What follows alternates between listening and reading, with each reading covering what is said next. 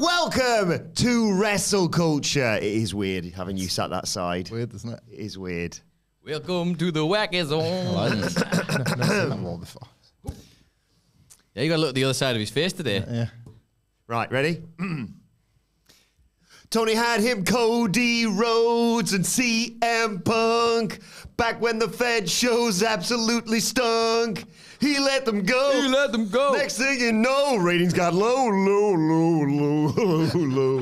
Now they can't sell tickets. No one likes the learning tree. Learning tree. They get smoked on Tuesdays by NXT. NXT. The metal show. The metal show. Tony and Angelo. Ratings got low. Culture, John Mike. Well, you're dead, so Yeah, good run. Hell of a run. R.I.P. Hell of a run. Joined by Hamflett Nicholas and Michael Hamflett on the wrong side. To look back on all the events of this week. Before we get into it, if you're a fan of this sort of thing, make sure you subscribe to What Culture Wrestling on Apple Podcasts, Spotify, Amazon Music, and YouTube. Well, we do daily wrestling podcasts where we review Raw, SmackDown, the show formerly known as NXT GP. AEW Dynamite, AEW Collision pay-per-views, premium live events. We have interviews, roundtable discussions, and a roundup of the week completes the mega quiz, of course, on WrestleCulture. As I said, though, joined by Hamflett and Nicholas. Before we get into it, though, I want to give a shout out to Joe Mojo in the chat. Joe says, I usually can't catch live, but today I'm preparing for my wedding tomorrow. Oh my Ew. God. Best of luck, Joe. Yeah. Good luck, Joe. Congratulations in advance, Joe. Awesome day. One of the best days you'll have. Do you want to be a great wedding present for Joe's little half? It's a cameo from me. Cameo.com/Adam Wilbourn. Or from me. Cameo.com. What is it? / and then just your name? Yeah. Oh, I'm / Michael Hamflett, yeah. I don't know. I think that is anyway. You've searched on Cameo. I'm not a capitalist, so have a great wedding. Oh, yeah. Enjoy. We would prefer you more. It'll be fantastic. You'll be getting lots Best day of your life this year. Yeah. Not me, but that's what they say. Way up there. Way Yeah. up there. I I've heard choose good not things. to discuss what else would make my top 5. Probably my wedding, probably. Not in front of your wife, at least. On the internet. Your wedding. Yeah, probably my wedding would be Yeah, up there. yeah, wouldn't it? yeah. Your wedding was right up there as well, yeah. Yeah. It's good. There's 4 other things I would definitely think I've definitely included your wedding. Yep, 100%. Yes. Thoughts on NXT destroying AEW in the ratings? Oh, boy. That's a loaded one. Well, Report facts. This is it, you do. I'm talking about facts. You sent me a lot of facts late on Wednesday evening. I mean, I thought, by the way, this is not just an empty plug, I promise. Go and watch yours and Murray's breakdown of this. Because I think the biggest takeaway that I think everybody should have from this, regardless of the numbers, because there are reasons why, boring reasons why, AEW's number is smaller and NXT's number is bigger beyond just creative stuff. I think... am I going to have to be the sensible one on this podcast? Is that what's happened? How is it? It's my Friday podcast. How am I going to have to be sensible on it? I What's think happened? there should be more pause for thought on the AEW side than simply the NXT show was stacked. The NXT CW's got now more audience that it can point towards than previously on USA. That AEW move nights and the Americans with the uppers and the downers and the calendars it blows their mind. I was shocked they were on Thursday. Well, where is it? I guess wrestling's finished. It is a legit thing. They talk about how whenever there's a change in time and day, you have to promote the hell out of it, otherwise it just confuses your regulars. It can go low. Low. Okay. But not quite that low. That was too low. That was apple bottom jeans, and they cannot reach the boots with the fur. No. Otherwise... And no one in the club was looking at it. No, well, and no one in the club's looking at AEW right now. And that really is a problem. And that's not coming from floor riders or dick riders. Nope. That's just coming from analysts. Yes. It's weak. and not just this week. It's reflective of trends. It's reflective of week on weeks and year on years. It's a bigger gap. Yeah. The sheer scale of it is simultaneously the thing you can wave away as a bit of an anomaly and the biggest red flag of all, because the gap still shouldn't be that wide. You've just revealed maybe what your hardcore base is, and you probably, if you're AEW, you would have assumed it would have been higher than that. very interesting as well as me and the other Dudleys discovered that they're going head to head in a month's time as well on a Wednesday. That's a real test, isn't it? That's a real, like, if they get done there, then questions really need to be asked. If they don't do the NXT thing of like, yeah, The Rock's coming to NXT. And they might. Is it 2 hours head to head this time rather than I assume so, actually, because this one was obviously a move to fit in the schedule for AEW. I don't know what the reasoning was, but whatever. This one is obviously is the election, right? The election's the Tuesday, so NXT just presumably just gets lifted and plonked on the next night. Wherever. Yeah, that's going to be more telling than it would have been until this rating dropped, because if the number disparity flips the other way and AEW gets its standard number with its regular audience locked in, and NXT has an absolute nightmare. How are they going to find it though? Now think about the shoes on the other foot now. How I've turned up on Tuesday. Yeah. Where I've only just started turning up regularly. Why didn't they tell me last week the wrestling was finishing? Maybe NXT will have more of a chance because it's going a day later on than a day earlier. So when they tune on Tuesday night, they just have whatever's on the election coverage instead, just have a flashing sign saying, if you're looking for NXT, it's tomorrow night. I mean, based on prior history, like, regardless of whether he wins or loses, Donald Trump might just plug it in this whatever speech he's making that night. That's very true. I saw an amazing thing on Instagram. Amazing is one way of describing it. Apparently, every year that there's been an election since the year 2000, the Chicago Bears have played the Indianapolis Colts. Right. And whoever wins has correctly determined the presidential winner. Colts win, it's Republican. If Chicago Bears win, it's Democrat. How has that happened? Because they have they're in different leagues, aren't they? There's AFC and NFC. Yeah. So they definitely knew. I did know that. Yeah. That's how the Super Bowl happens, isn't it? Yes. But they rotate the team. So every 4 years is the same set of games, which would line up nicely. That makes sense. Yeah. So lazy. They played recently. Do you want to know who won? Go on then. As I told you, Indianapolis Colts, Republican, Chicago Bears, Democrat. Colts by any chance? Colts won. So this would be the first year since 2000 that would break the trend. If right, Kamala wins, right. But yeah, it's going to be go left. Left. Sorry, no. It'll be very interesting to see how that election goes and to see how the night after goes. But it is. This isn't just a case, is it, Nicholas? Of like, they've slightly beaten AEW. You know, it's like 100,000 and 0.02 difference. This was a real, like, eyes wide. I thought not for me. Well, I'll be honest. I don't ever keep tabs on it. I hear from you guys what's going on. But the bigger problem is that there isn't. It feels like, despite the fact on paper, if you look at some of the matches and things that they're putting on right now, there would have been a time where you would have been like, hell yes, these are great. I want to watch these.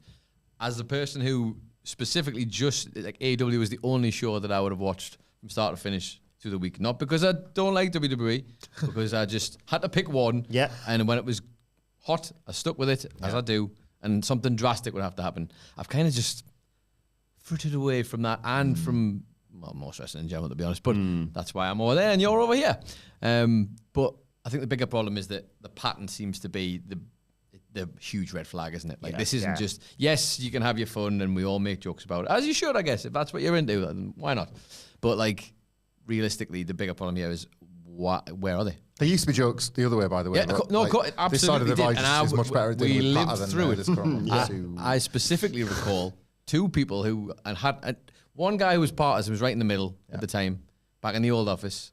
You and I were probably the only two who were like, when it started AEW, we're like, it's good, but it's not what you're describing it as. Yeah, I agree. They were talking a lot about this amazing thing, and every week it couldn't do anything wrong. And it was like, it was good, but NXT was just as good at that time. Yes. There was still... I thought so. Still embers there. And then, obviously, it changed very rapidly. But it is a two-way street. And this was exactly the conversation. If this was the other way around, which AEW fans, who amongst you would be quiet about it? You wouldn't. Because it's like Sunderland winning the Derby and Newcastle winning the Derby. You make noise. It's good crack as well. But as long as it remains crack, I feel like it just becomes dreadful bad faith at some points, which is intolerable. There's a way to do this, but I guess the bigger problem here is if you're Tony Khan, you just have to figure out what do you do? Like, literally, what do you do? Well, apart from, obviously, go and join NXT.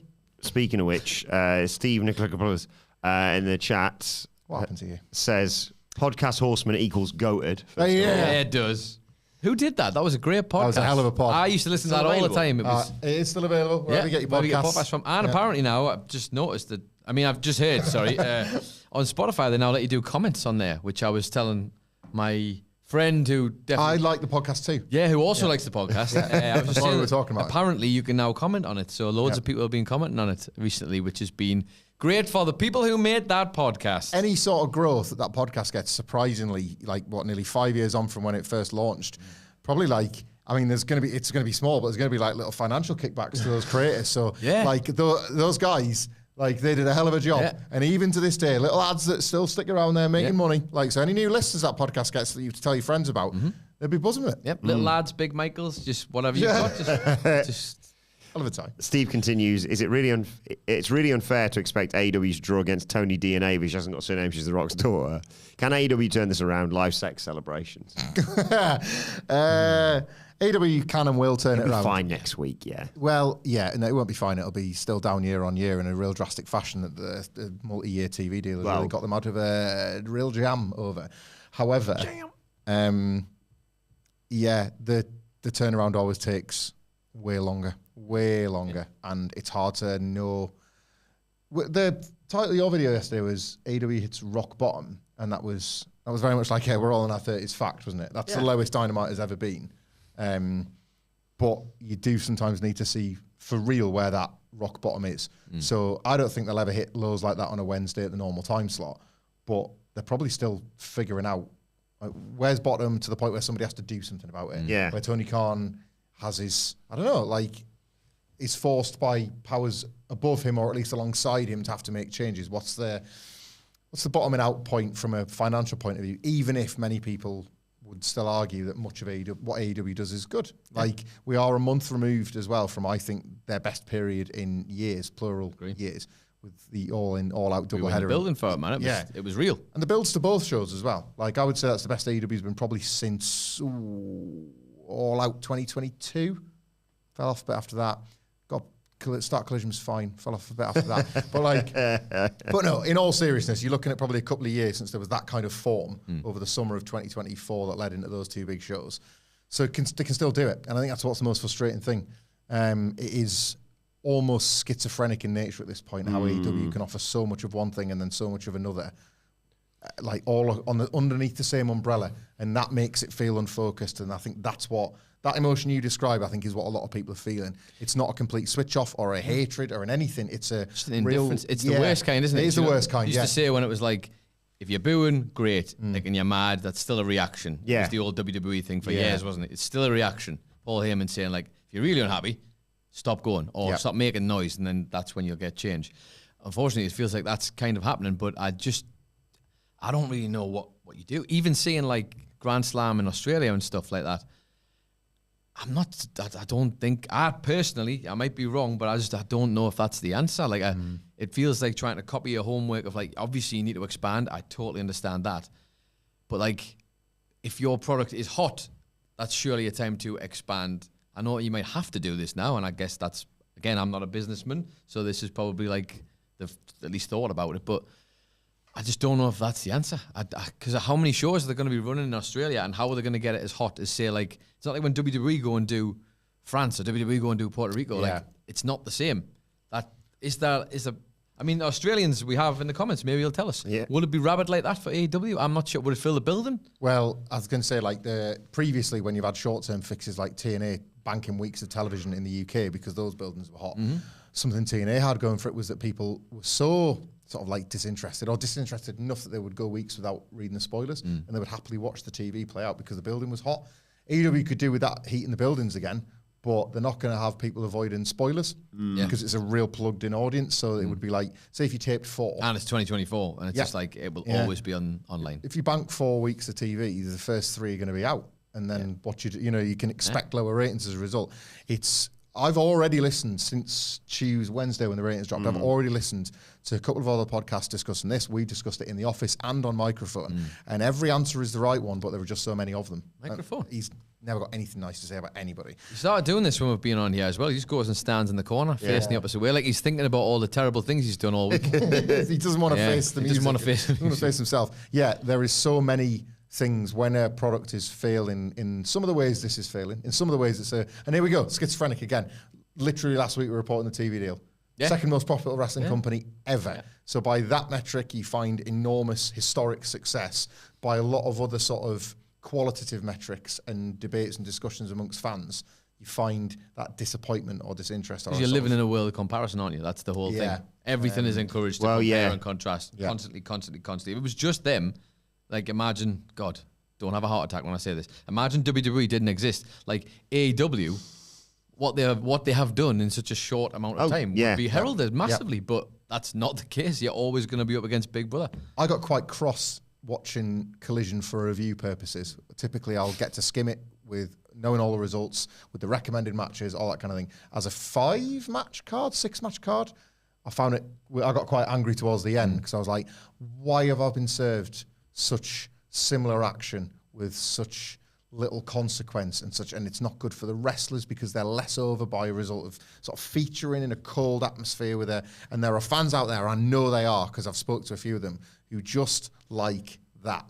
Yeah. However, increasingly, AEW feel like they're testing how many of those there are, and that number is going down. Yeah. Matt Rains says, I honestly think there's nothing they can do. People have chosen WWE now. I've loved most of AEW in 2024, but clearly in the minority. As long as the Fed is this hot, it doesn't matter. Harsh truth. Thanks to Chris Apples as well, who says ticket sales have been slow for the show in Australia. But then again, they needed a big push for Elimination Chamber. I can't see us Aussies selling out a stadium for a company that has one show on TV over here. Yeah. And Salted Doodle says, I was at Elimination Chamber for WWE. It wasn't even sold out. Nobody in Australia knows AEW compared to WWE.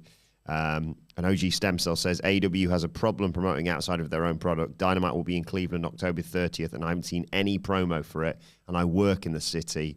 Raw will be up for 3 months before it's in town. That is both poor on AEW's part and to Nicholas's point in the comparison, because you are dealing with a 40-odd year monolith in your opposition, but you are like ultimately playing the same game. There are big financials that kind of rip that sympathy away. I was always... And respectfully, it's what, you know, like for a long time they were like, let them do their thing. I say that for a long time. Fans were always making that choice, but Tony Khan's point for quite a while there was, and Cody when he was there, it was like, we're just going to do our thing. We're going to avoid them. We're going to just... And then when it started getting pretty good for them was when all these conversations started happening about like, we're coming for them. They catch them. Yeah. And then you can't just shy away now. You drew the line pretty hard. Like, I want to go after them, which is crazy. You're never going to topple them because it's WWE. How many, like literally, how many years would it take for that to happen? The phrase challenger brand was fun when it actually felt like a challenge. Yeah. Now they are losing in that challenge. You don't hear that as much, do you? But you put yourself in that conversation by choice. Because it was valuable to be at one point, wasn't it? Tony Khan would always use Pepsi and Burger King, and those examples were pointed because it's like, well, yeah, because they're massive products in their own right. You don't need to think of Coke and McDonald's respectively because Pepsi and Burger King are massive. But then he chose to get rid of Pepsi, didn't he? So, no, like took the plunge. There will come a day, by the way, when WWE will go cold. Absolutely. I have loved being incorrect about when that prediction is, but there will come a day. Yeah, you had it dead and buried at the end of what? Mania? I couldn't be happy to be wrong about that one. Should have trusted the OTJ all along, but there will come a time when WWE does go cold or colder, and it will be interesting then because what we do know is that AEW will be around. Yes. Like 2002 might have come around for WWE while WWE was still in business, and you know, what ifs and all that kind of stuff. That will be interesting. I don't think this is this moneyed period that they've got ahead of them. I think it was you saying this about they can take the time. Yeah, in theory, me and Scott were saying hopefully it could be a moment where they go, right, well, we know the money's coming in. Let's reassess what we're doing here. But I also can see your point of view of... I'm slightly worried that there will be an element of, and I don't think it'll be willful, but an element of complacency in the same way that at chilling day when Brandon Thurston in 2018 reported the news of the new TV deal, SmackDown was going to be the $1 billion wrestling show the first time, And here it is, the first time ever that less than 50% of the income came from the consumer. I remember that day like it was yesterday and thinking, that changes everything. That WWE does not need us by the letter of their financials. And AEW has just entered that arena for the first time. Like, and alongside the mass Saudi deals struck. It was like, this is... We were living through that as working it. Yeah. And it was like, this is going to be a long-ass couple of years because they just do whatever they want now. And like Cody, 33 from 35 houses, selling out, hot buildings, all that sort of stuff. They are telling you that it's the best gate ever, that it's the best revenue ever. They're not telling you. But we still don't need it. That's our change that we found on the back of the sofa. Thanks for that record gate. That's nothing compared to the way we get our actual money. They just want you to feel like you're contributing to it. Crazy. Nevertheless, it is AEW Wrestle Dream this weekend, and shout out to regular contributor Larry Robb, who's in the comments with something very, very special. Thank you for getting in touch regarding this, Larry. Larry says, "Happy Friday, friends. Is it okay to mention I have a spare ticket for Wrestle Dream I want to give away? Hit me up on Twitter if you are in the area and want to go." Oh, hey, that's amazing. What's Larry's X/Twitter? Yes. Check this. Is it at Spiro? Or something like that. It's short, isn't it? Yeah. Yes. If only Larry was here to ask him. Spiro, Spiro, at Spiro is Larry's X. And yes, he tweeted this out yesterday. I don't have a huge audience, but I happen to have, I'm going to retweet it now. I happen to have an extra ticket for Wrestle Dream on Sunday. If you're interested. Is it on Saturday? Just flights to Tacoma. Already look at flights right now. We got an Expedia there. Put your one tonight. Just try and expense it when you get back. Yeah, it was totally for work. Yeah, it was definitely work. 100%. So, Larry, thank you for doing that and keep an eye out on that. Lush, that's very cool. Someone take that ticket and have a good time and prove us wrong about AEW. Prove AEW wrong enough for that matter of fact. Speaking of Wrestle Dream, Bobby Lashley showing up by the sounds of things. Well, if you're going to make a name for yourself, that sounds like a good pay-per-view to do it, doesn't it? Yeah. I cannot wait to see the size of him next to everyone else. I remember the day, again in the old office, when, I know, thoughts will change on him as time went by. Old Jack Swagger, Jake Hager came bursting in, and he looked absolutely humongous. Massive, wasn't he? Yeah. There's still not that many massively tall people in, obviously, aside from your big bills of the world, of course. But like, all your quote-unquote top guys, they're not Bobby Lashley's size. He's different gravy in any room, isn't he? In any old room. So I'm fascinated to see what that looks like. Yeah. The idea of the Hurt Syndicate actually getting to do Hurt Syndicate things or Hurt Business things. Get money in there as well. Real different sort of way they want to make it. Fascinating. Really. Devin Downing has suggested Ricochet for the Hurt Syndicate, saying everyone expects Don Callis to help Takeshita. Swerve, bro. MVP comes out to help Ricochet. Form a line of people that want to join the stable for something to do. Think though is the MO of the Hurt Syndicate is going to be that they're going to be cool, right? Nicholas makes an exceptional That's point. the idea. So I'm not sure how that. I mean, someone explain that one to me. I don't know how that's going to work because you got all the tools and zero patter. Feels like EJ and Duke is going to be the first one, isn't he? Like they've suddenly slotted him into the training videos with Swerve, and you see MVP and Shelton looking at the screens and going, "Oh, interesting," and then it's like. Oh, Swerve, you shouldn't have shown him that you got a mate that looks like he can kick your ass. Look at that guy. What's Swerve Strickland? No. What's the next room? No. Out of the way, you. Here's a fun fact for you. And Swerve, obviously coming back. I'm sorry, that's going to be great. On your dig, but Swerve also turning up.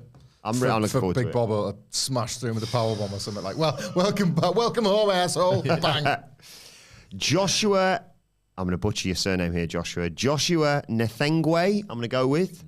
Happy Friday, guys. Random fact. I was actually born the year that Hamflett graduated. Oh. 2006. I watched the podcast in between my uni classes. God, Thank you, Joshua. I mean, I love that you're having uni classes because they're great days. So old. My brain went 2006. Well, he can't be at uni. Is he on like young? Oh, no, he's, that's for our Americans as well, it's not even graduating high school. I'm graduating college here. We're talking about the end of the line. So I'm hey, whoa. What? You're not the end of the line at all, pal. Oh, not 30s. Look where you are now. Fact. Look where you are. The train around at the station, it's buddy. It's a good job I found a second line. You want to hope sure this. It's like the Metro. When we got a second line, it was a real game changer. Like Tony Khan.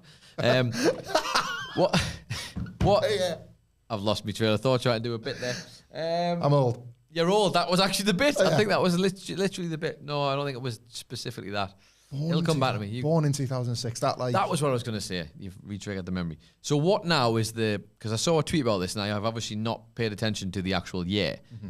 What is the year that people can use? You know, like the tweet was something to the effect of, I can't believe that the year I was born is now the year that people will use to pretend, like on a fake ID or something, to get in. Oh, yeah. So what would be the year? It's 2024. So it would be to that. So you got to be 18, right? Yeah, so 2006. So literally 2006. That's right, isn't it? It'd be like September. Oh, when's your birthday? If you're 18, obviously in America. So you could say... Got to go about 2004 well, obviously in America. 2021, yeah. Yeah.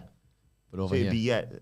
It'd be, when were you born? 1st of October 2006. And you'd be fine to get served. That is terrifying. Which is when I started university. Yeah. Yeah. I still wasn't there yet, by the way. I'd like to point out. 4 years before I was going to uni. God. That's only because I took a gap year as well. So, Phil Willis in the chat says, "Happy Friday, gents." Just as a follow-up from last week, remember we were talking about the wrestler microphone? Yes, sadly lost his handicap match at King of the Cage, being pinned by Flex Buffington. Where can we watch this? That's what I want to check this out. Yeah. Anyway, Joshua, I hope you have amazing times at university. It's the best. It is the best. It's the best. Hi to Salted Doodle, who says, "Hey blokes, long time listener, first time writer." Besides 5 minutes ago when I read that thing about the Australia thing, as I can never catch these live in Australia. Love your podcast. Please keep up the awesome work. Thank you, Salted. Thank you for joining us. And to go right back, you disappointed, eh? You could have been doing anything else today. Didn't even get Phil. Hey, in fairness, we've actually stuck to the.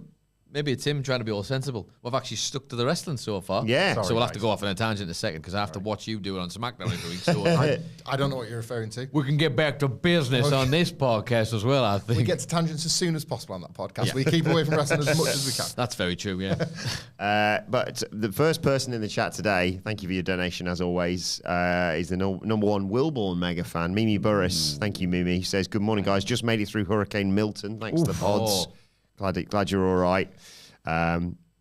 Somehow, would you have a War Games and Royal Rumble on the same night so they could use 2 rings for a 2-ringed Royal Rumble?" I love it. And here I am being old. 3 didn't work. God, I wanted it to. So did Eric Bischoff. Tried it like 3 times. It didn't work. It was too many. It was 60 people. Maybe it was just in how they shot it, and you'd have to think WWE would take a better swing at it production-wise. But 3 rings, 60 people, 20 in each, and then you narrow it down sort of thing. I mean, you kind of want to watch it for a bit, and it's just you want to see it once. The entrance of the guys, you see it as a meme sometimes, don't you? Like when it's just a cute, the wrestlers just keep coming. There's 60 of them, one after another.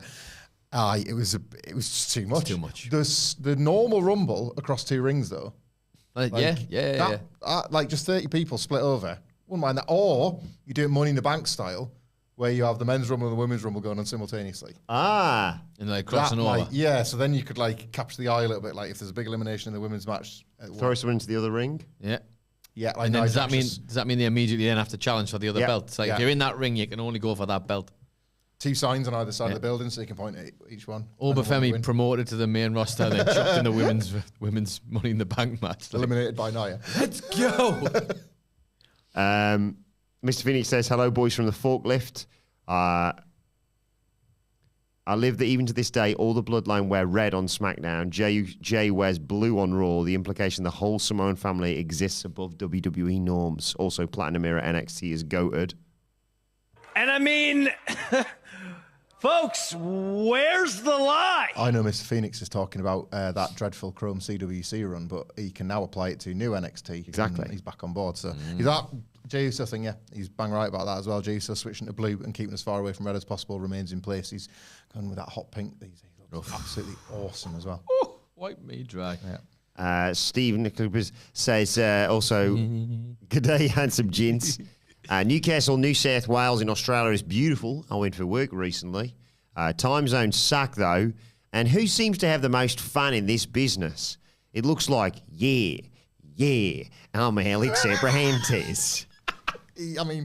He, despite everything that appears that goes on in front of and behind the scenes in AEW, Alex Abrahantes looks like he has a good day on a Wednesday, doesn't he? Yeah. He does. He looks like it's like watching you two do the SmackDown preview or review. Pick your poison. And I think people think about the same of both as well. Yeah.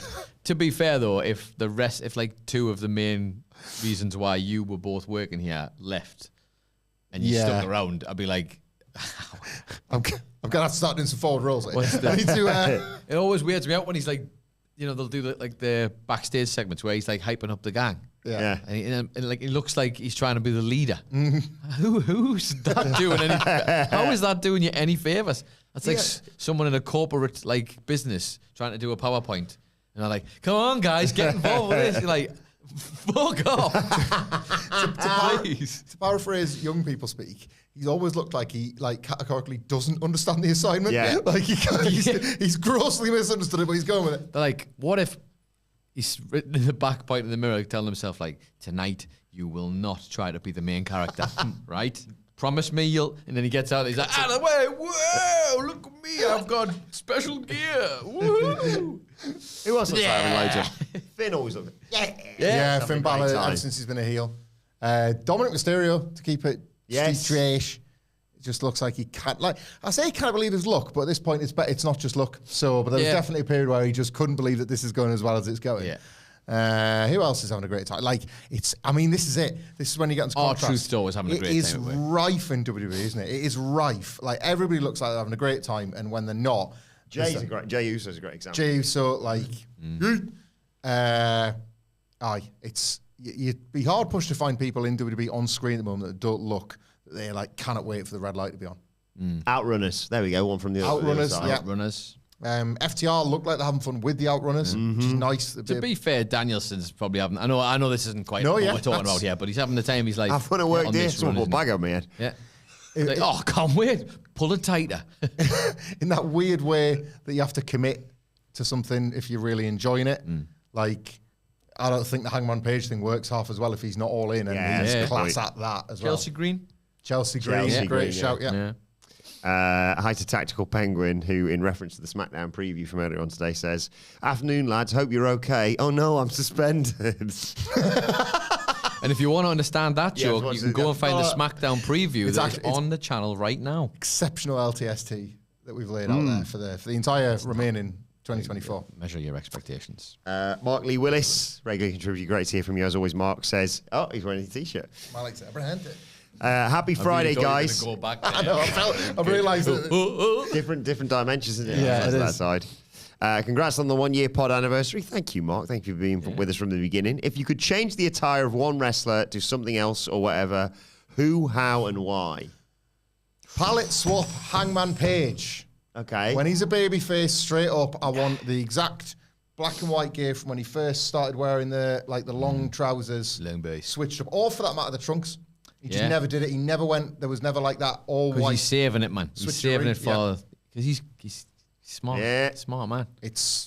I've wanted this for a long time. Yeah. I prayed for it and it's yet to happen. Yeah. That's mine. It's probably because you started calling him a bitch for about 2 years, so you're never gonna get it. Oh, I keep the receipts, bitch. I keep a hold of them. But I agree. I would love to see Hangman in white. But the day that he does, it's gonna be kick ass. Yeah. Like the day that he came out with the Dark Order and all the full match, wasn't it? Yeah. But you'll never forget the visuals. When he comes out in white, it's going to be great. By the way, on the topic of the 1 year anniversary, of course, well done us. Hey, still here. Haven't been kicked off the internet yet, despite the best efforts of certain people. None of us in this room. None of us in this room. Sidgwick. Not all Sidgwick. No. You've all... Well, he's one. That's why he's over there on a timeout. We are busy figuring out when it's going to be the best time to do all of our fun ideas and creative shit, that we decided we were going to do. Basically, everybody's on holiday at different times, so we wanted to do a bunch of videos and a bunch of question mark spooky ones. Spooky shit.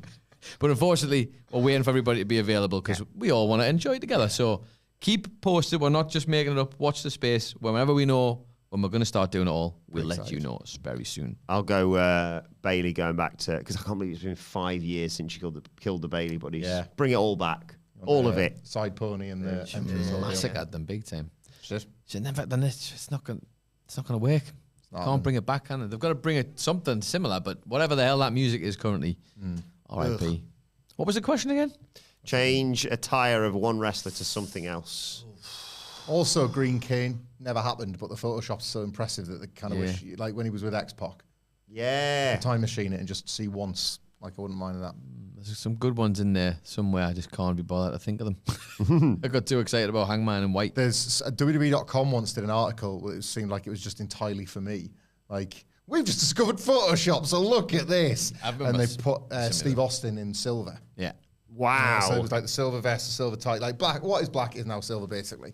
And because it's close enough, it's like, yeah, all right. Like, I'm weirded out, guys, but okay. Like, I like yeah. it. One that happened and completely changed the entire game. I remember it vividly because it was during a terrible era of wrestling in the pandemic. When Bobby Lashley walked out with tights on. Yeah. It was literally black and gold tights. It was like literally, just put the belt on him. Yeah. Like, do it right now. Boys. Do it now. And they did. Because he looked amazing. I'll tell you what was a bit of a complete accidental law, but was really, really fun. And you had, I think, surely you had one phone call, boys. WrestleMania 37, when Rated RKO in their completely different matches, both went with white, red, and black, and Orton in particular went for the white trunk. That was a proper like lifetime tick off for me. Yeah, it's like, I've been remember. watching your boring fucking matches for all these years, waiting for one thing, and now I've got it. Thank you, white trunks. Like I just wanted to see Edge. So right now, get yourself stick a bike pump up there and get yourself inflated, and I'll get into that. But Edge matched, and it felt like it was this little story. Like, they're gonna get the band back together for something, and they never did. It was just we're either going to do a tag match or we're going to have a rivalry. Yeah, we've already done the rivalry, so maybe pass that on. Thank you very much. Well, that was it, because it's like, well, now we've kind of like those old wounds will have healed. We're going to be a really cool old man version of it. It did look great. If you saw them next side by side, it would have been a hellish tag team. I'm pretty sure you made a thumbnail for me about that exact thing. I think I just like, posted it. You know, I used to when I gave a toss about anything. just sometimes go at an awesome picture and just put them up on Twitter. Yeah. And I remember doing that vividly with those two because I was like, came with it, didn't it? oh my God, well, we'll see. Maybe some things came. Bat Rain says, yeah, happy Friday, boys. International break this weekend means only the real clubs play. Have a great weekend. Enjoy Wrestle Dream. Legend Lounge coming soon. Stay tuned. Cheers, gents. Cheers to you, Matt. Cheers, Matt. Notts County for us tomorrow. I am, all going well, touch wood, going to watch the My Mighty Spyrites at home. It's on television as well if anyone fancies watching at 12:30. Were you in the office earlier on when I mentioned that there will be a second generation player tomorrow? I have heard this, yes. I'm not sure if Nicholas was. You were. Game on now. It's time to play the game! Time to play the game! Did it.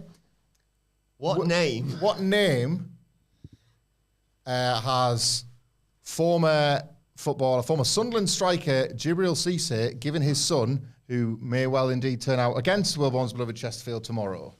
JBL Barrett Jr. Good guess. Good guess. Solid. I'll give you a clue. He's got another son who I think also plays football, who he called Prince.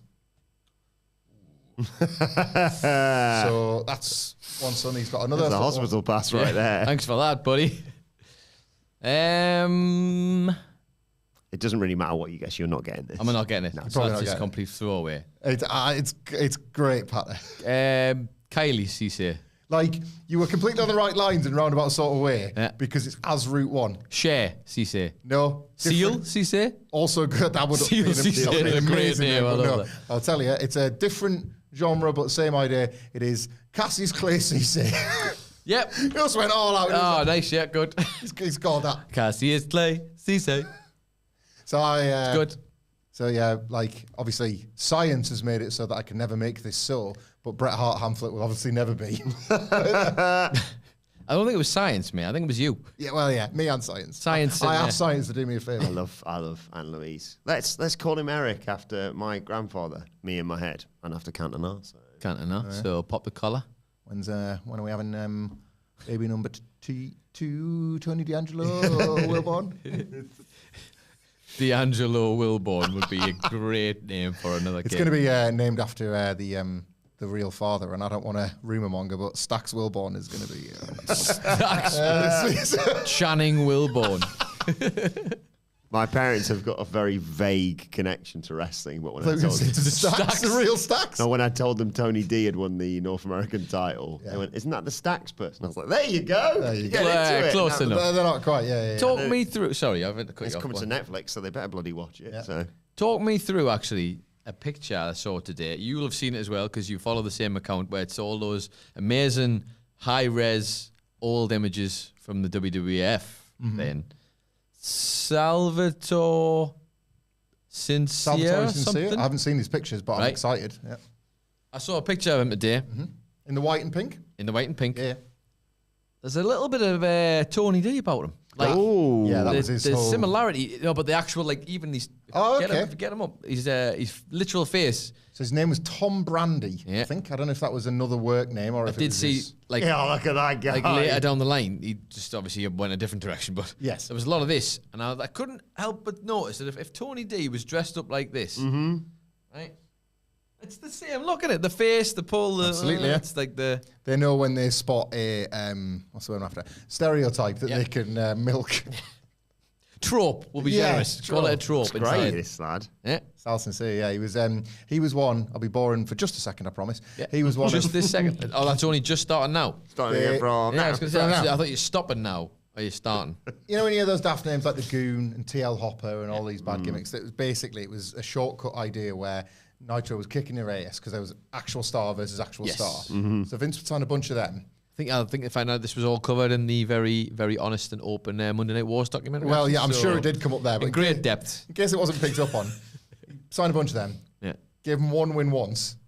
And then they would proceed to lose all the time. But it was like, so all the big stars are here. We've got, for example, Stone Cold Steve Austin, and he's going to be taking on Sal Sincere. But remember when he won 6 months ago, saying, away, it's just the same as Hogan versus Sting. Like, we promise. It's like Bret the Hitman Hart actually not against TL Hopper for free. But that was the principle. We're giving it away. Yeah, that was like they won once and then would lose. But the idea was, all the stars are here. Yeah. Everybody. And he was as you remember them. Yeah. Just like you remember them.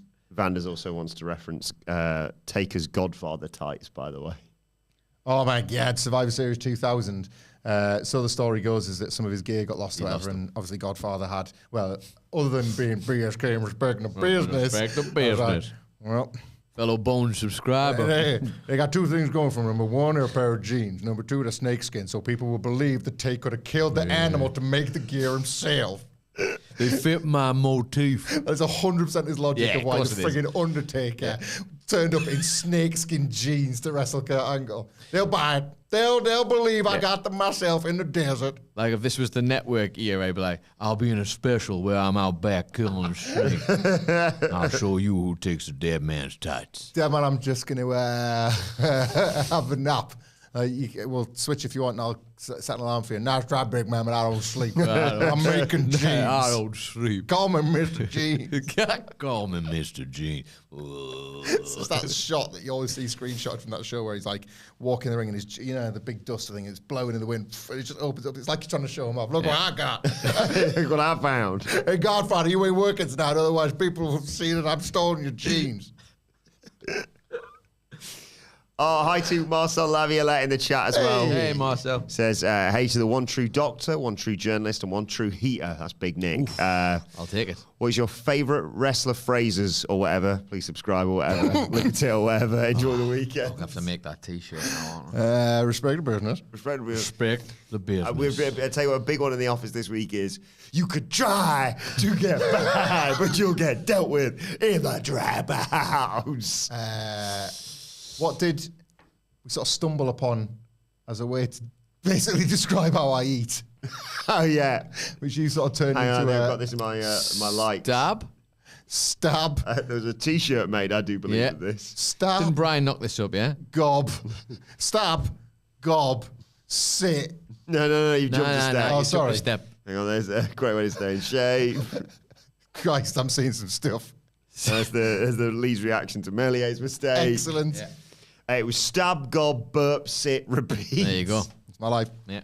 And of course, Scott Telford can't do one of those 5 things. Yeah, did you hear this, Nicholas? Seen this shirt about this? I think you almost definitely not. No. Huge news. I only found out today that got said out loud yesterday. I wasn't here. I missed this. I'd have been all over it. Scott, you're going to tell me Scott can't burp? No, worse. Scott Telford of What Culture Gaming says he has never burped. So it's not a can't. It's just it just hasn't happened to me yet. We all go through different experiences at different times. I mean, look, right, disagree. Yeah, he's doing what is it, the 7-Up or the Sprite challenge or whatever on camera next week for me. I'll we just need to get on to Josh about this. What do I do? Maybe. What if you actually uncovered another thing where actually what he does is he just calls it a different name. He's never encountered the word babe. I said that. And he He's just like- calls it like a mouth fromp. Fromp. A fromp. Oh, I've been fropping all my I've life. been fromping all. I mean, I'm going to fromp right now, actually. Fromp. But babe, and he's like, what's babe? Nobody ever mentions babe. And Is it like, do you think because you can obviously burp sometimes if you're in, polite company or whatever, or if you're just a legend who can just make it happen. you squash one down or whatever. Yeah. Three of them, so. Like, Looking at the real deal now. you just sort of, and then you feel that like weird stomach thing. Oh, that's going to hurt me later on, but you get rid of it at the time. Like, It's maybe just a just, nice, gentle one, that. maybe he does that with I'm no on a effort. podcast. Like I can, the people that think you can, Or is I he constantly burping? I can sneeze. It's a weird thing to look at, but I can sneeze with my eyes open. Sorry. Again, I missed that. I just constantly burping just at a really low level. It just It reminds me of South Park when, the East Cartman tells everybody to eat food through their ass and it comes out of their mouth. It's like, it's that noise. We were talking about that in the podcast. It sounds a little bit like the groan tube. It does. yeah.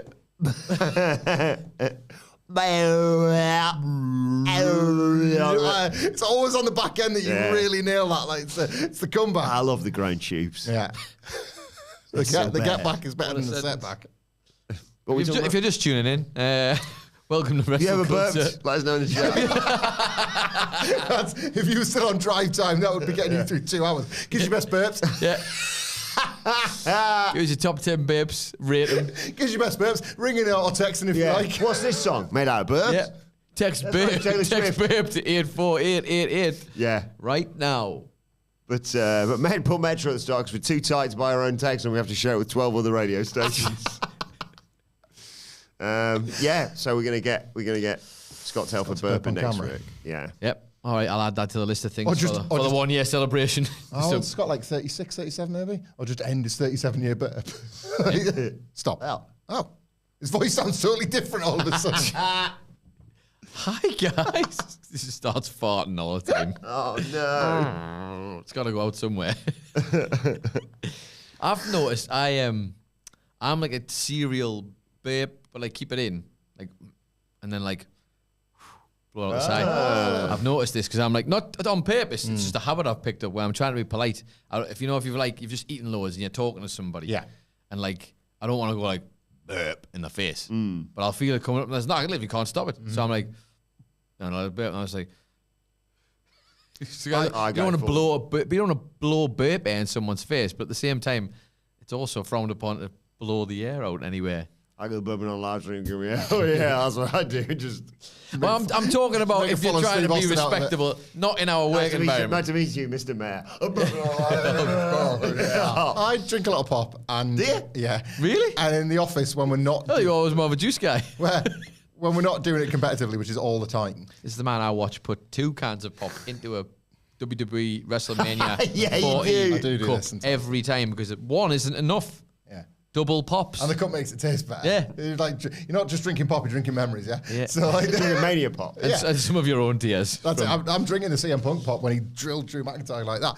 But in conversation, I think I've got this like weird thing where I shove them back down. Yeah. I think I've got that. Your burp and Yeah. I couldn't do that. But I'd rather do that I think because I've got the mastery of that. There's a small chance it was flagged to me once by someone, and I was like, "Oh, that's not a." I thought You I have held the I, mirror to thought I my was being face. polite, and I'm actually not. You're just disgusting, mate. Did you just blow babe out somewhere else? I was like, no. It's the polite thing. It's like smoking in front of someone. If you're there like, oh, I don't really like you, like, I'll do it to sorry. Yeah, but I think the idea of just not burping in general is like, No, that's especially if I've just it makes us ill. you just nailed a spag ball or something. I'm like, like a little vape to the side. Only it's not banana or something. It's just spag ball. Can you sleep burp? Because you sleep far, don't I'm you? asleep, man. I don't know. No, I'm just saying, like, is that a thing? Do people I don't burp know. in their I do sleep? know that it is not one of those things that you pick up that burps are funny because Eric has started burping now and pops himself every time. Yeah, Like, check, did you see that burp? I'm sure he's the only person he pops with Yeah, the babe, yeah. and everyone else Why is not? very sensible in the house. Like, But, like, burps and farts, little burp. it's a 100% hit rate, isn't it? Yeah. Like, that. Yeah. It's always funny. yeah. I'm laughing at it now. Just thinking about it. We want a babe now. Where are we? Well, I've got completely I'm lost. sorry. Are there usually some strict notes for this show? Is that- No, I've lost the question I was going to ask. Oh, Tactical Penguin says, I think I'm the only one not too excited for Brody Darby. Thought The Rock was the definition of him with The Rock or whatever, lick a tit or whatever. No, we're with you on that one, Mr. Penguin. There was a couple of moments in that Dynamite review where we really lost perspective of what matters in the world, because you would replay an angle and then one of us would take turns just going in 2-footed on it. It's the most AEW thing you can say in these times, but the match will bang and bang hard. The match will kick ass. I was very confused to see The Rock. No. To see a Rock in Darby Allin's hands. I get it. Trying to be original. I get it. I do understand that. But, like, do you know what it made me think of immediately? And I'm sorry, because I like Darby Allin's wrestling. Yeah. It just made me think of, like, his little student film ass things that he does all the time. Just being like, how can I be different? It's like, I imagine him and Jeff Hardy could have had a long conversation about The Rock. Like, do you know what I mean? You know, man, you gotta come from a different angle. Like, let me get The Rock on down. I got his number. I got his number, bro. Last minute. Here we go. His little eyebrow on The Rock, which you didn't see because his hand was covered. Like, and what he doesn't know is that in his phone, Matt Hardy's been on and changed The Rock to Matt Hardy's number. Yeah. So he just keeps getting calls for The Rock. What's this? He's picked it up. He's like, just Rock. No food, just Rock. He used to ask me to smell what he was cooking, but I just thought it was catering. It smelled exactly the same. I smelled that plate every week. How does he cook? He's got no arms. He's got no hands. How does he hold the bat? How is that eyebrow the people's eyebrow when it's only his? What? I don't get it. He allow other people to use him when he's not busy. Is he loaning it? Loaning it now. I tried to charge my iPhone up his ass, and he wasn't electrifying at all. I to Devin Dowling, who's just messaged to say... I should reverse Von Wagner now. He needs literal things to be literal. Yeah. I shook his hand, and I was fine. Maybe it was my rubber-soled shoes.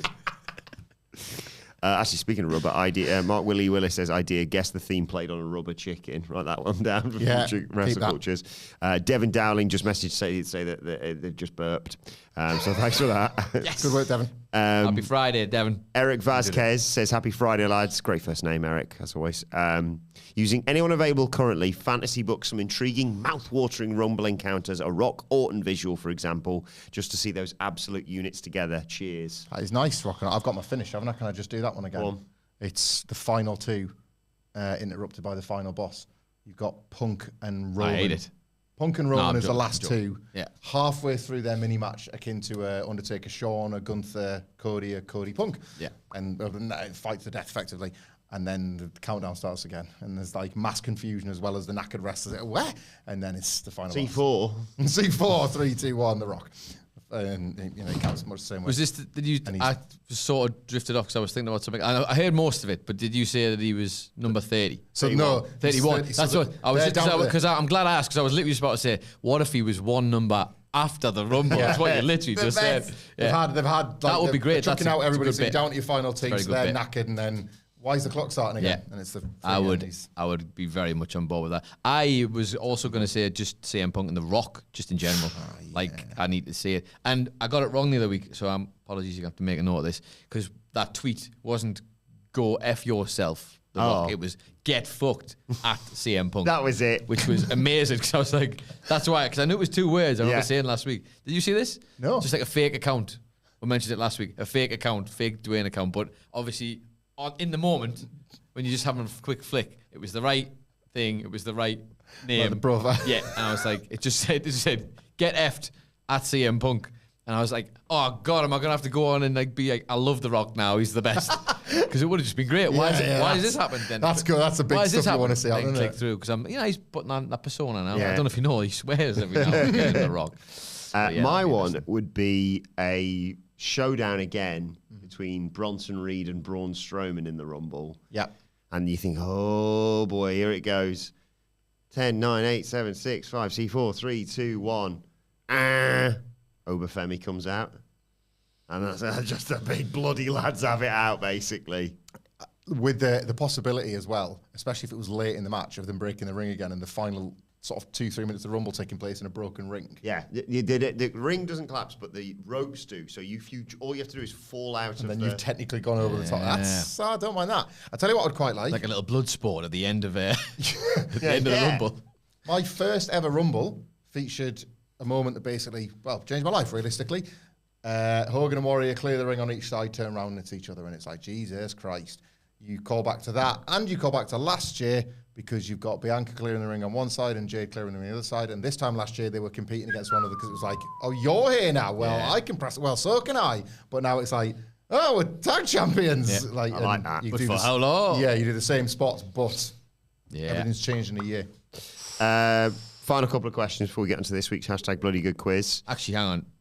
I wouldn't mind seeing Tony D in The Rock. Just for you. Just to explode you. Yeah. Like he Rock would mock his mannerisms. Yeah. And be like, where's guy? And then Tony would joke about it. Tony would be like, well, I'm going to WrestleMania, bitch. See you later.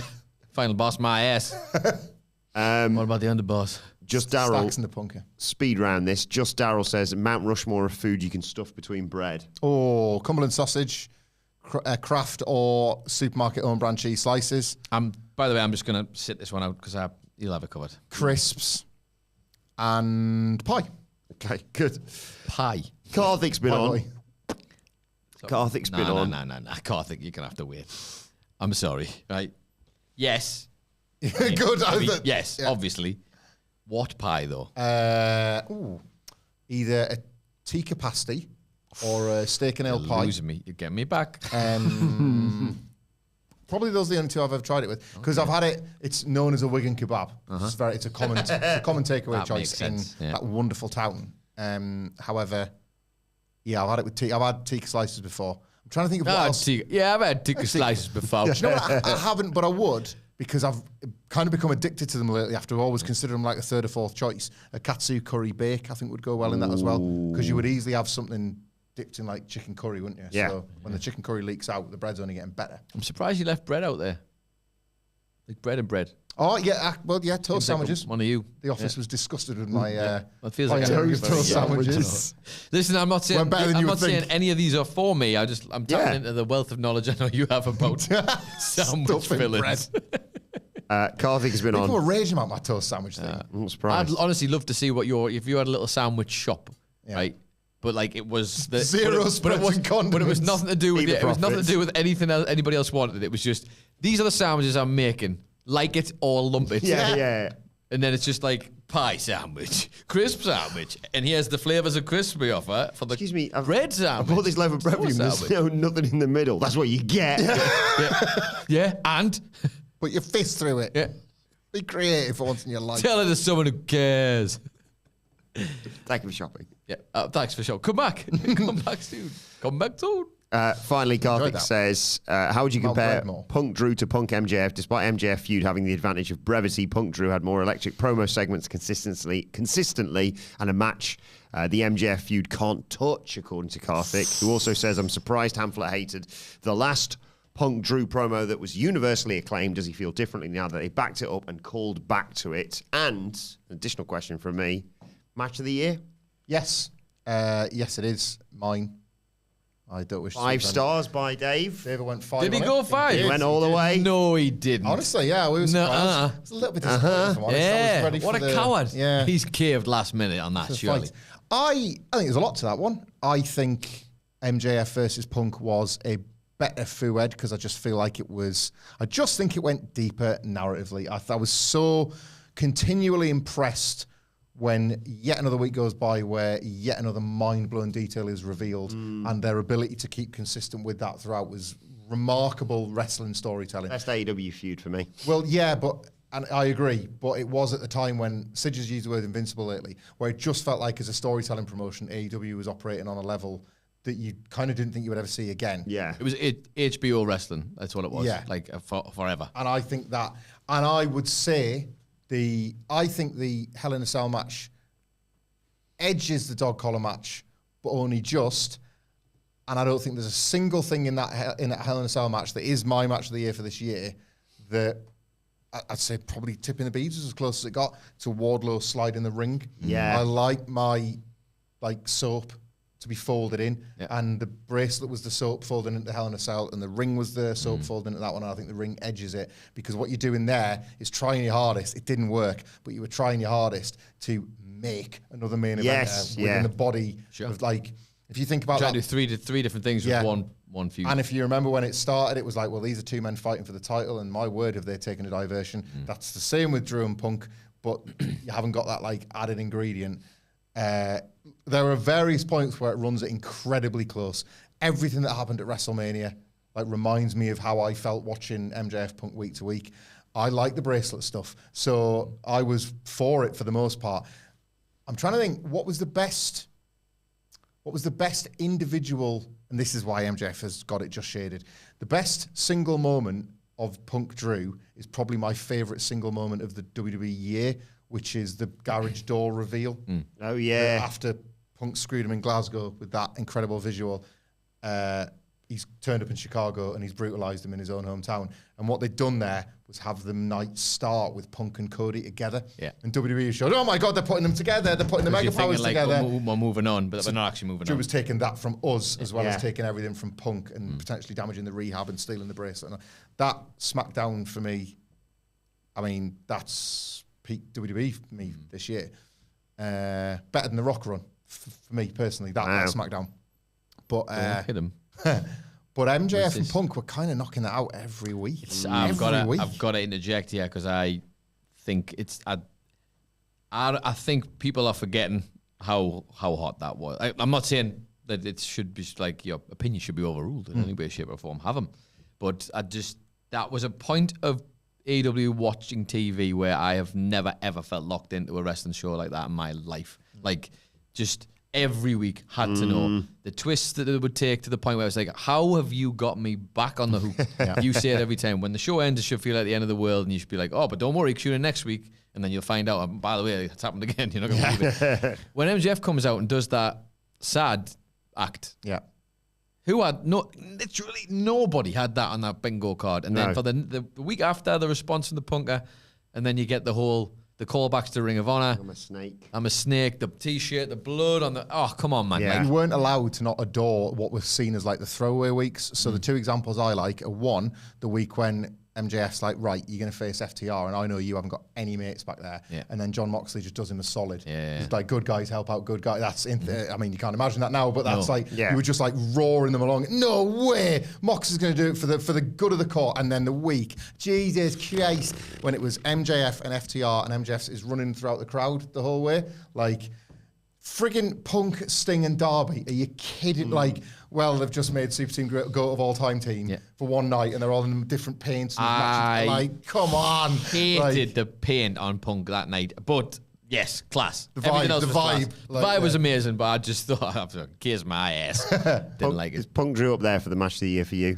I think Sidge made a very good point the other day that I think I would stick to.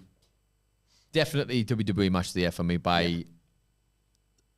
Not by some stretch. There's been some good ones, unfortunately, because I only ever dip in and out. I can never really claim to have watched. Sammy Gunther, you were there for. Sammy Gunther, I was there for, and I know you weren't that high in it, but a lot of the ones I always find it's when you're in the building for them. Yes, it's very different. You never forget it. To me, I'm going to struggle. I only made shapes and noises that I made for Danielson and Swerve at All In that I made very recently when I went to see Linkin Park play at the Barclays Center in Brooklyn, where it just tapped into that little child inside where you're like, this is the realest thing that's ever happened ever. Like, and I will not have... Kylie Minogue said, I had a very similar musical experience. When Bryan Danielson is taking the beating, and he's looking at Birdie and he's screaming, I love you so much, and he's getting hyped up. Even watching it back, no, I knew it was happening. I've already watched it. I've already seen everything. And it still happens. And I'm sitting in my bed at home watching it like a slob going, yes, Dragon! Go on, Dragon! Fucking kill him, Dragon! You don't mess with the Dragon! And watching Sidge, looking over at Sidge just down the aisle going like, you don't do that to the Dragon! You don't do that to the Dragon! Oh, you effed up now! I was like, yep, this is amazing. It's the best. And you can't... For me, it's always that tangible thing of like, when you can't switch it off like that, that's when you know. We've been lucky this year, haven't we? We've been very, very lucky, very blessed. What's yours? Where are you at the moment with just Match of the Year in general? I bet it was WrestleMania 92, please. Checks out. I think it's just like very much bias. But like we were there for Swerve. I understand people say Ospreay Danielson, but we were there for Swerve Danielson, and that made me feel some kind of way. In the words of Michael Sidgwick, and Hell in a Cell. I couldn't believe it. Could not believe what they managed to pull off. I could absolutely believe it. I could believe it. Yeah, but even so, I had a ceiling for it, and it went beyond that. And I really liked that they completely and utterly justified opening the show as well. Yes. Yeah. Which I don't think many people. And The Rock justified ending it. So the point is we're all correct. Look, I'll give you some goodwill today, but I'm not going to go that far. The point is we're all correct, and all our favourite wrestlers are the best at the same time. Okay. Oh, God. I was shooting myself. That's the point, you don't know. Oh, no. He's got both. He's got a knife. The Rock's got a knife gun. Yeah. Everybody else has got their fist. He's got a knife gun to a wrestling fight. And then the final boss, I'm doing a tweet about I'm the final boss again, and here's an emoji with a heart. No, but that's a heart. With a heart, let's pretend that's a heart. With a heart and a hand that's got 5 fingers on it. Like his weapon. Well, you did. Come on, Dwayne. Remember the swearing stuff when everybody was raging? It was like, are you taking the piss, mate? Like, I'm not allowed to say anything, and you just get every swear word you want. He's replaced that with, so we allowed head drops? No, still no power drivers. He's got a knife gun. Yeah. I got a knife gun. Anyway. Just shoot somebody. Like, on the final boss. On the final boss. Shut the... Like a fake, not a real shoot, obviously. Like a fake gun, obviously. But in storyline, just gets like a bunch of random jobbers from the area. And he's just like, oh, you think I won't do it? Bang, bang, bang. It's just a shit, like the blood. Yeah, blood bags them all. He's like, what are you going to say about that now? Cody Rhodes, you may have made every town, you may have finished the story, but you haven't shot people dead on television in a WrestleMania. Yeah. That was literally a story I did in my figures when I was a kid. Yeah. It was... Last man standing before such a thing was named. I just had like, you can't win by pinfall. You have to stop the other man by all costs. Undertaker shot Warlord, right? Let me tell you, like the invisible crowd that night were in shock. Yeah. But it was nothing compared to 6 months later when Warlord returned from the dead and he took out the Undertaker at Survivor Series. It was the pops were huge. He was actually in a coma this whole time. He wasn't dead. He was just coming back. Height of Vanders in the chat, by the way. That was the hottest year in my territory. Yeah. Scott Steiner won the Rumble. Rick Steiner won the Rumble and Scott Steiner turned on him.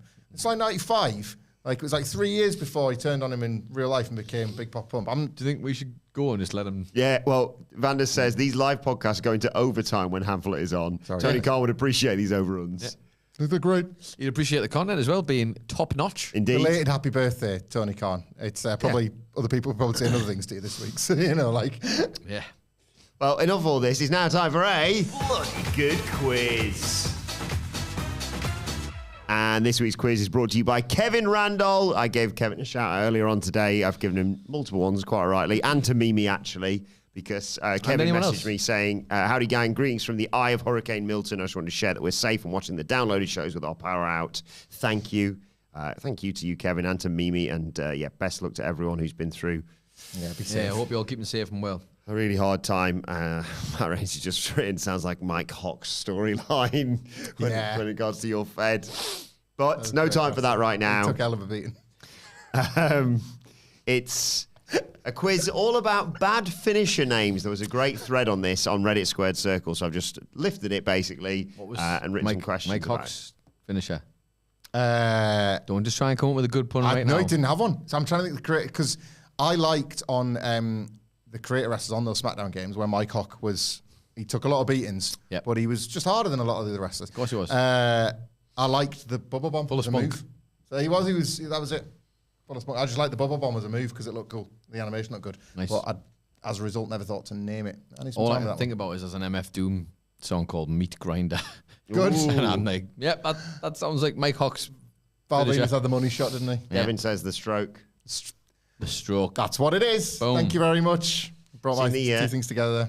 The Gladiator special popcorn buckets that are going on for sale that look exactly like an MF Doom mask that people are like, people are just going to buy that because... I haven't, no, but I need to say this. And also, if that's a real thing, and you can, we might have to have a chat, you and I, the audience, because they won't bring them out in the UK. They'll only bring them out in America, I imagine.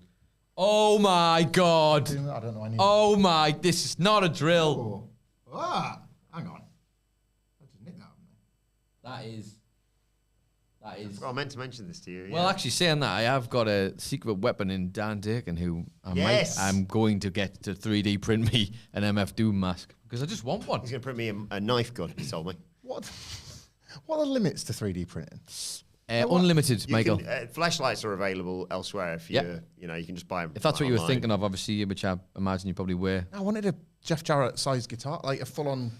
That may be a push. I imagine, saying that, I don't know, if he might have a gigantic, printer. Is it about the size of the printer, or like... I've actually never seen... So. The bigger you get them, though, obviously, the bigger the thing you can do. But I think for that one, you need, an industrial-sized one. Maybe if you... I'll make some calls. Maybe you can just make it in segments, and then you have to stick it together.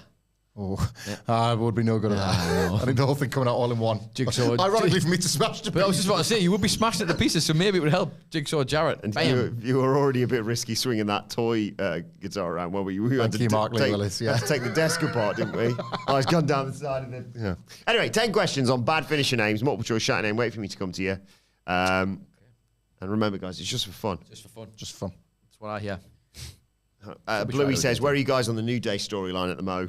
Layered story with so much depth and thematic meaning. Does Woods have to win the IC in the blow-off? I'm sweating and crying, basically, every week when they see him interacting. And there was rumours today that Big E's coming back. Not just coming back on the Raw. We all know that's happening.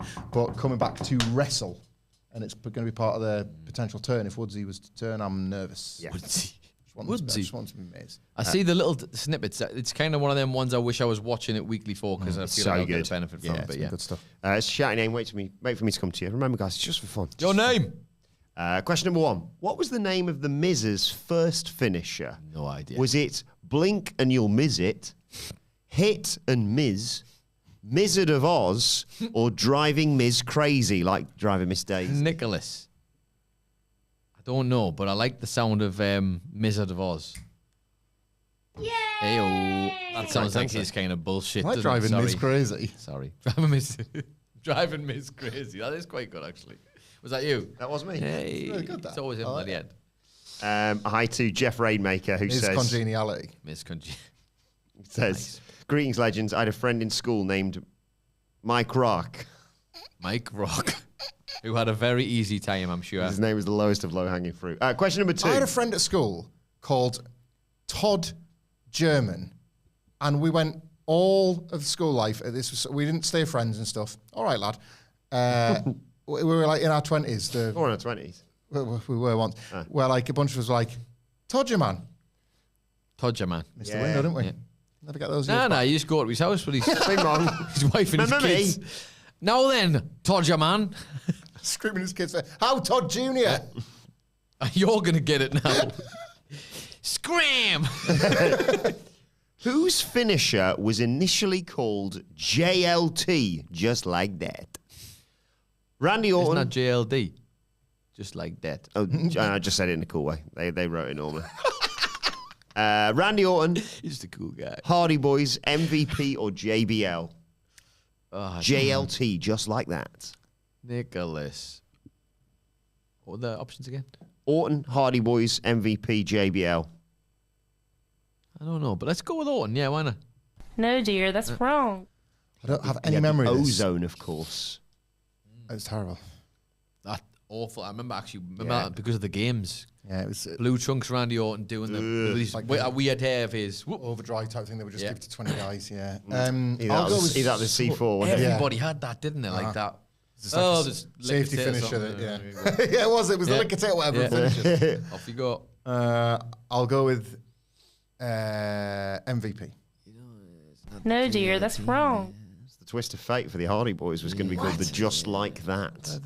Rubbish.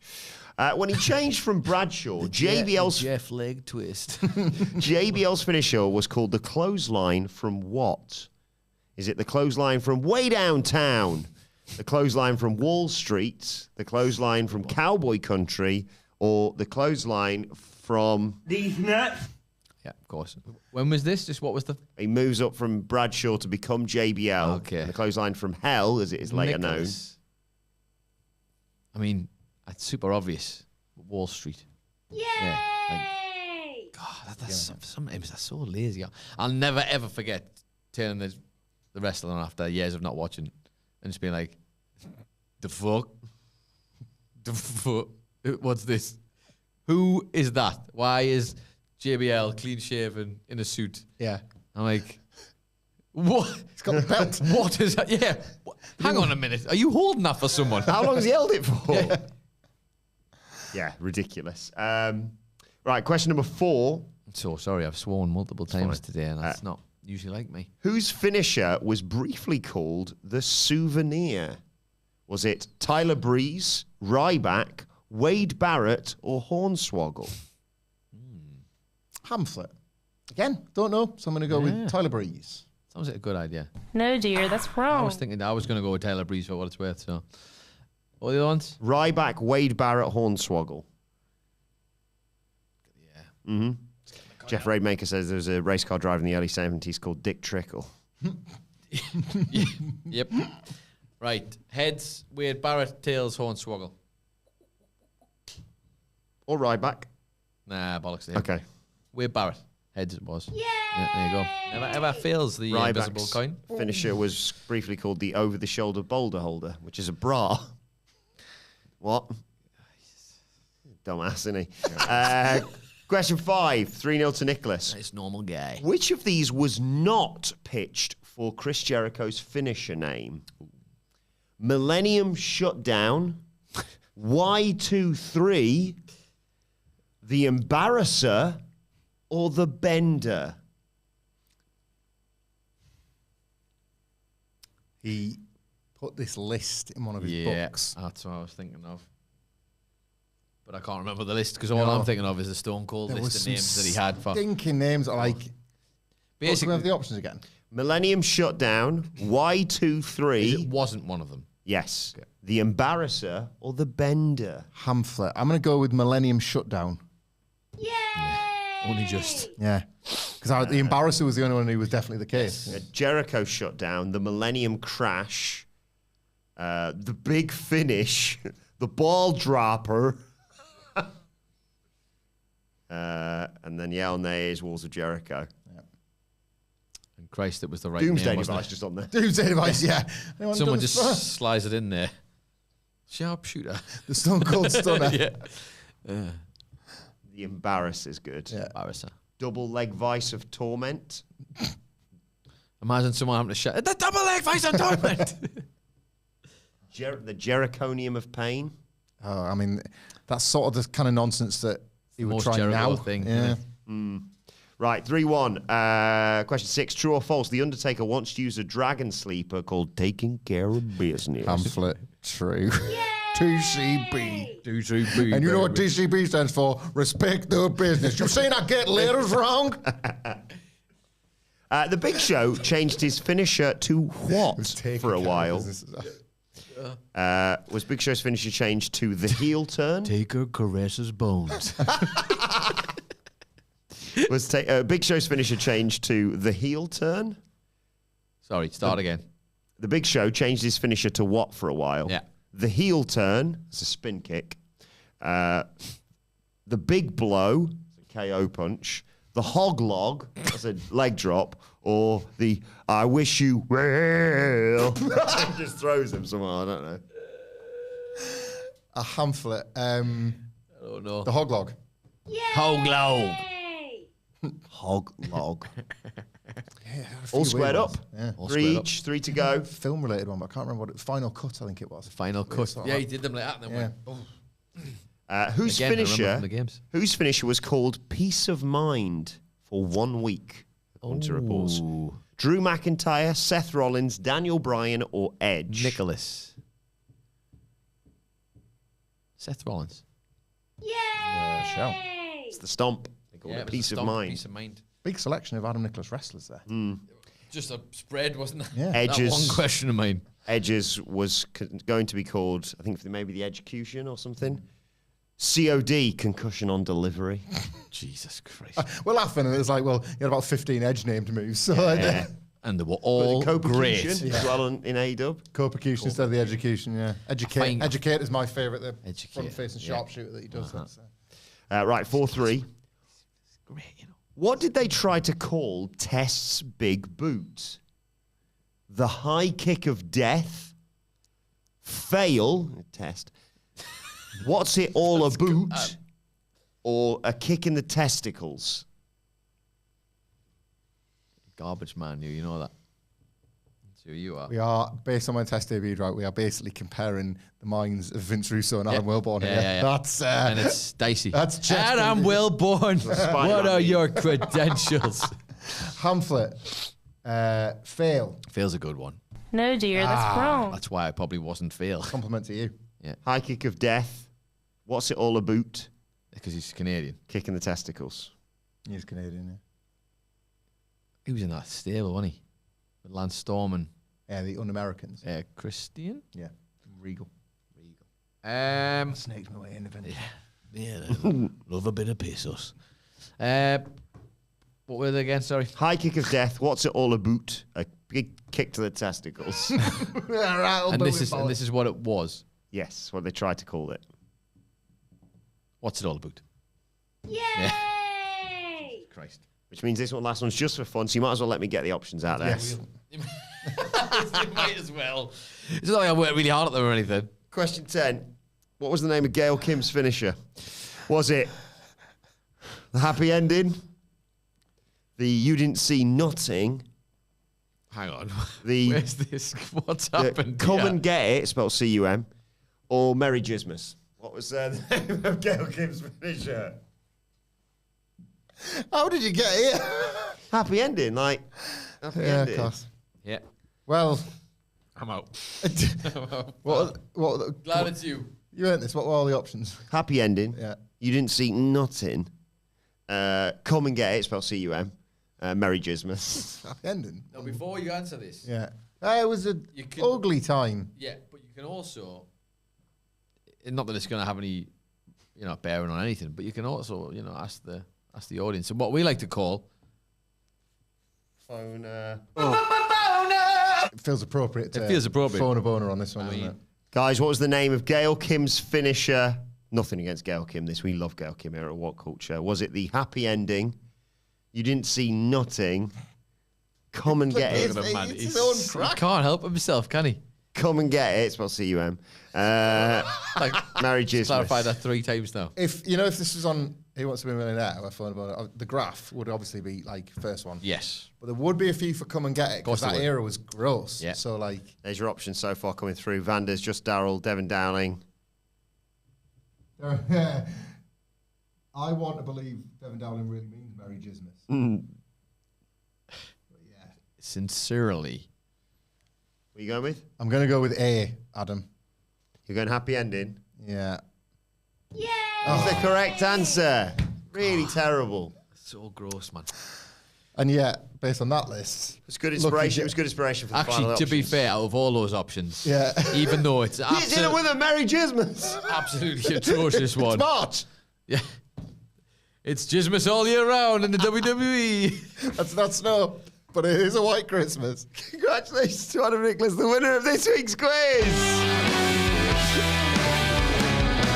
Let us know how you got on in the comment section below or on X at What Culture WWE. Actually, you can follow all 3 of us. You can follow Adam Nicholas at. This is how Chelsea Green must feel. I feel like I stink now of this podcast. You can follow me at It's Adam Nicholas. You can also follow Michael Hamflett at Michael Hamflett, and you can follow Adam Wilbourn at Adam Wilbourn. Follow us all at What Culture WWE, as I said. And if you didn't get the OK joke from earlier on, you'll know what it is if you listen to the SmackDown preview right now. Available wherever you get your podcast from. What Culture Wrestling Podcast.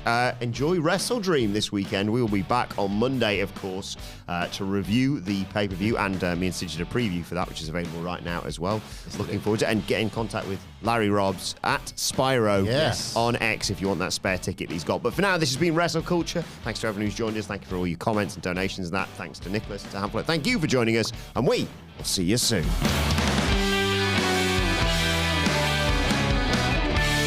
Wrestle Culture is recorded in front of a live studio audience. Wrestling. Bye, everyone. Thanks for joining us. Quick, sing a song. I've only just remembered that I'm sat here. It's like that. Oh my God, we don't know any songs. The conversation distracted me from it. Bye, guys. What am I doing? Oh, the song. Tony and M, Cody Rhodes, CM Punk. Back when the Fed shows absolutely stunk. He let them go. What? They like to think you know. Ratings got low. Now they can't sell tickets. No one likes the learning tree. They getting smoked on Tuesdays by NXT. Developmental show. Tony D'Angelo. Ratings got low. Bye, everyone. Developmental show. Bye, everyone. Bye, everyone. Bye. Guys.